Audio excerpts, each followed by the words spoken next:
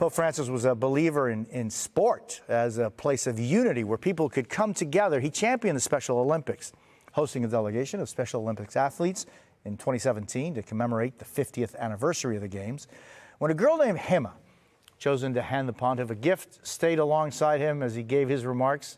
It's such a lasting image of Pope Francis's style and kindness. Joining me now is Timothy Shriver, chairman of the Special Olympics. I am very grateful for your time. It's good to see you. Thank you. Nice to see you. Tim, thanks. Do you think that how would you categorize Francis?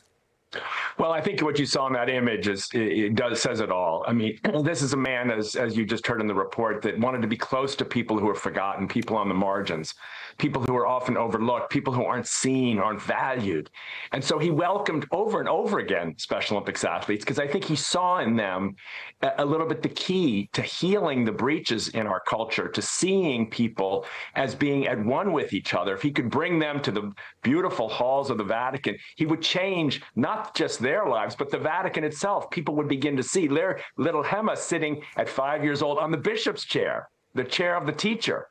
She was the teacher, not just him. So I think, he had this sense in which mercy and unity and bringing people together across these great divides that so dominate our countries and our world right now. This was in some sense his mission. So he felt great solidarity with the athletes of Special Olympics in that.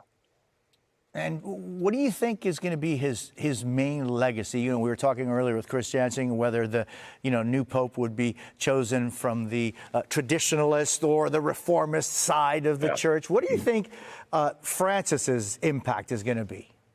Well, from my point of view, I think he's often misunderstood as being about the politics of religion or the politics of the Catholic Church. I think he was much more about the spirit of the church. He was trying to bring a reminder of the deep and lasting spirit that the church was responsible for. Remember, in the beginning, he said, I want the church to be a field hospital. Think of so many people who are in the midst of fear and struggle and anxiety about the future, how much pain there is all around us. In rich countries, poor countries, so much despair about the future. Francis wanted to make a church that made people feel close to God, feel connected. The tenderness, his book is, the name of God is mercy, is closeness, is connection.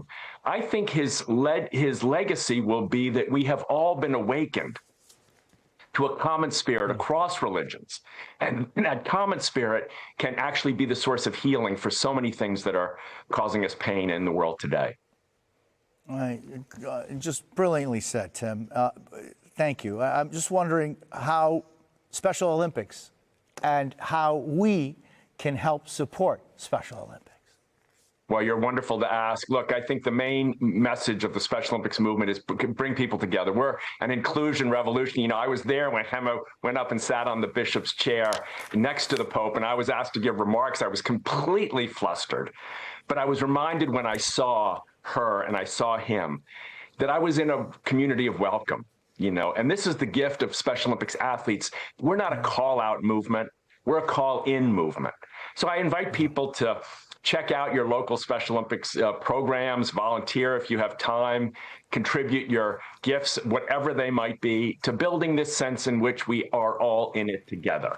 I think that's the hope that our movement has held for over 50 years and that the Pope so beautifully embodied in his kind of way of making his political voice be, as he said, an expression of love in service to others. Timothy Shriver, it is great seeing you. I thank you very much for being with us today. Thank you for having me.